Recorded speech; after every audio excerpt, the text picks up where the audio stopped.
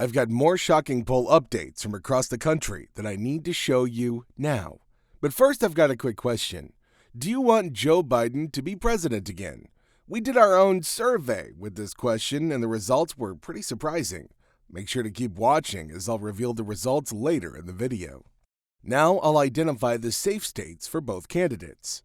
For Trump, we have the 2nd District of Maine, West Virginia, Ohio, Indiana, Kentucky, Tennessee, South Carolina, Alabama, Mississippi, Louisiana, Arkansas, Missouri, Iowa, North and South Dakota, Nebraska at large in the 1st and 3rd districts, Kansas, Oklahoma, Montana, Wyoming, Idaho, Utah, and Alaska. This gives Trump 149 Electoral College votes to start with 270 needed to win. Biden's safe states are Washington, Oregon, California, Hawaii, Colorado, Illinois, New York, Vermont, Connecticut, Delaware, Massachusetts, Rhode Island, Maryland, and the District of Columbia. This gives Biden 176 electoral votes to start of the 270 needed to win.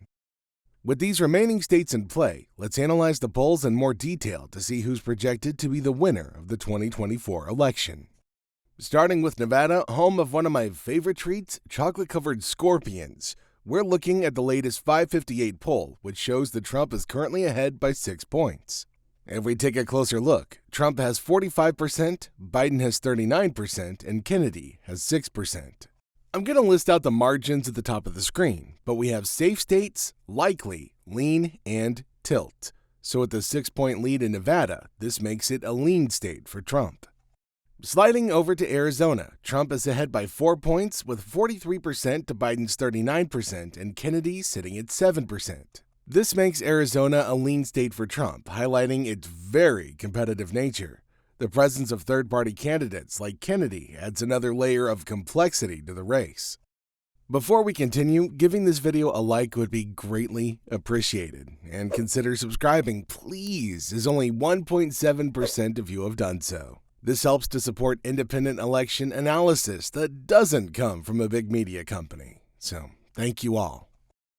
New Mexico presents a surprising scenario with Biden leading by just 1 point at 43% to Trump's 42% and Kennedy holding 8%. This is a stark contrast to the last election where Biden secured a victory by over 10%. Such a narrow margin suggests a significant shift in voter sentiment, positioning New Mexico as a sleeper battleground state to watch closely in this particular election cycle.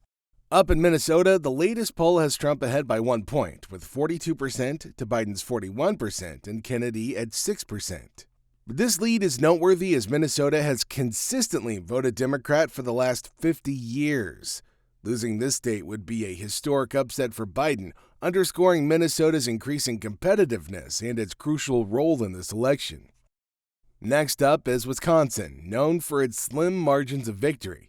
Trump is ahead by 2 points, with 38% to Biden's 36% and Kennedy at 11%. Wisconsin also has a crucial role in the upcoming election, and the significant percentage for Kennedy could be a decisive factor in the final outcome. On to Michigan. Trump is currently ahead by 3 points in a head-to-head poll, with 39% to Biden's 36%. This is a significant lead in a state that played a crucial role in Biden's previous victory, suggesting a potential shift in voter sentiment. Michigan's large number of electoral votes makes it a crucial state for both campaigns.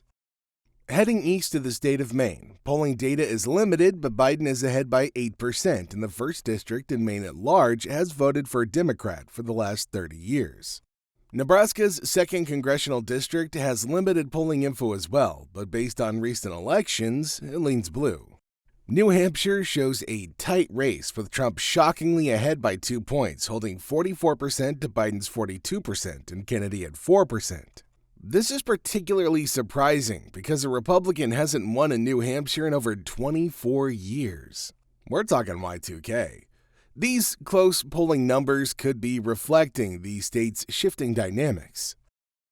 In New Jersey, Trump leads by 1 point with 41% to Biden's 40% and Kennedy at 7%.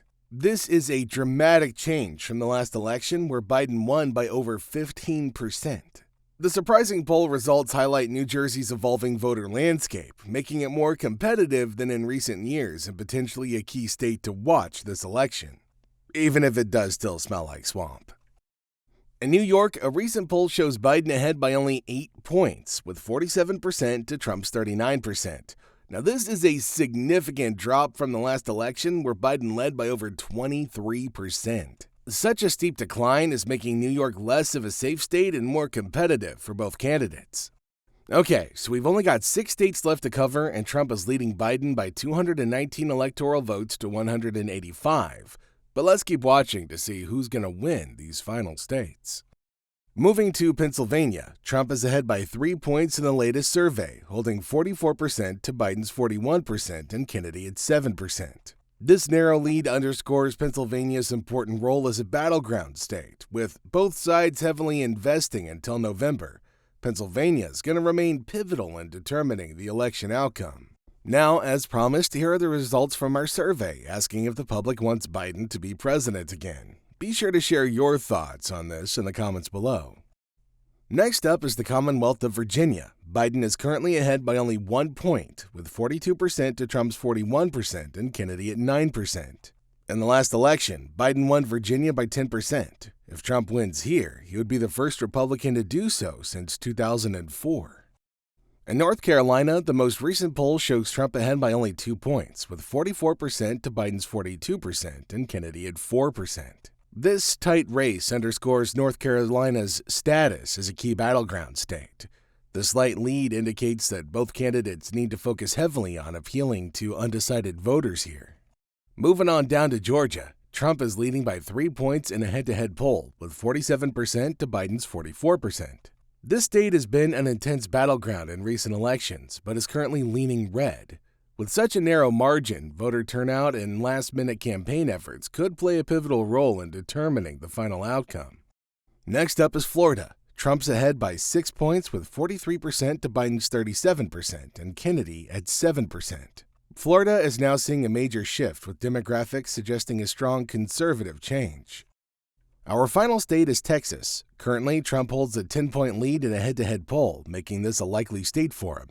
Trump stands at 49% and Biden has 39%. Now that we've got every state tallied, we see that Trump won in a landslide with 340 electoral votes to Biden's 198. This makes Donald Trump the likely winner of the 2024 presidential election. As always, be sure to share your thoughts in the comments section down below. We try our best to make time to respond to each of you.